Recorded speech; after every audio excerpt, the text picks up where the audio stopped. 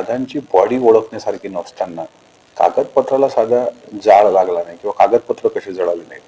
त्याच्यामुळे प्रश्न असे आहेत की विमानाचं टेक ऑफ किती वाजता होतं. विमानात पहिल्या टीव्हीवर बातम्या चालल्या 6 लोक बसली होती. मी आता माहिती घेऊन पाहतोय तर त्याच्यामध्ये 5 लोकांची नावं दिसत आहेत. एक कॅप्टन, दुसरे को कॅप्टन आणि त्याच्यानंतर ते माली नावाची मुलगी, स्वतः दादा आणि विदीप जाधव त्यांचे बॉडीगार्ड, असे 5 दिसतात. पण पूर्वी मग 6ची बातमी चालली. त्याच्यानंतर फ्युएल त्याच्यामध्ये असताना विमानाला घिरट्या घेण्याच्या संध्या होत्या. 100 घिरट्या विमानाने घेतल्या असत्या आणि सेफ लँडिंग करता प्रयत्न केला असता तरी दादांचा जीव वाचला असता.